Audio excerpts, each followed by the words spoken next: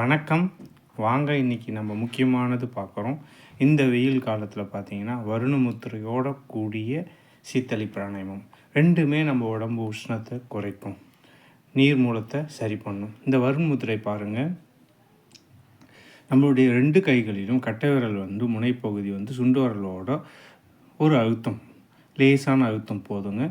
2 கைகளிலும் பத்மாசனம் இல்லைன்னா சுகாசனம் இல்லை வஜ்ராசனத்தில் உட்காரலாம். 2 கைகளும் தொடைக்கு மேலே வச்சுக்கோங்க. இப்போ பார்த்தீங்கன்னா நாக்கை நல்லா நீட்டி ஃபோல்ட் பண்ணுங்கள். இந்த ஃபோல்ட் பண்ணதின் வழியாக ஸ்லோவாக இன்ஹேல் பண்ணுங்கள். பொறுமையாக சுவாசத்தை உள் சுவாசம் பொறுமையாக எடுத்து வாயை க்ளோஸ் பண்ணி கொஞ்சம் நிதானமாக எக்ஸ்ஹேல் பண்ணுங்கள் ஸ்லோவாக. மறுபடியும் பார்த்தீங்கன்னா நாக்கை மடக்கி ஸ்லோவாக இன்ஹேல்,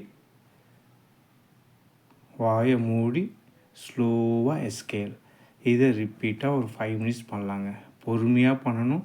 நாக்கை நீட்டுறோம், நாக்கை நீட்டி மடக்கி அந்த சந்து வழியாக நம்ம சுவாசத்தை எடுக்கும்போது ஈரமான சுவாசம் நாக்கில், அந்த ஈரமான சுவாசம் உள்ளே போகும். அதே போல் பொறுமையாக வெளியே விடுறோம்.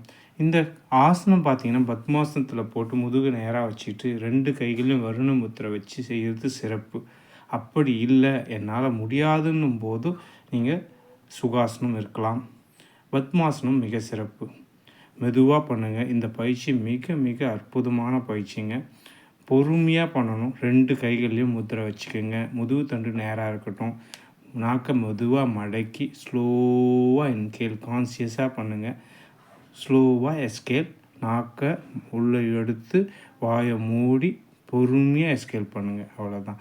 இல்லை என்னால் பத்மாசனம் பண்ண முடியாதுன்றவங்க சிறப்பு பார்த்திங்கன்னா வஜ்ராசனம் பண்ண முடியுமா பாருங்கள். வஜ்ராசனம் ரொம்ப ரொம்ப அற்புதமான பயிற்சிங்க. வஜ்ராசனத்தில் இருந்து இந்த முதிரை பண்ணும்போது இன்னும் சிறப்பாக இருக்கும். வருண முதிரை வச்சுக்கோங்க. 2 தொடைக்கு மேலே வச்சுக்கோங்க. நாக்கை நீட்டுங்க. ஸ்லோவாக ஃபோல்ட் பண்ணுங்கள். ஸ்லோவாக ஃபோல்ட் பண்ணிவிட்டு அந்த ஃபோல்ட் பண்ணது வழியாக ஸ்லோவாக காற்றை விழுங்க.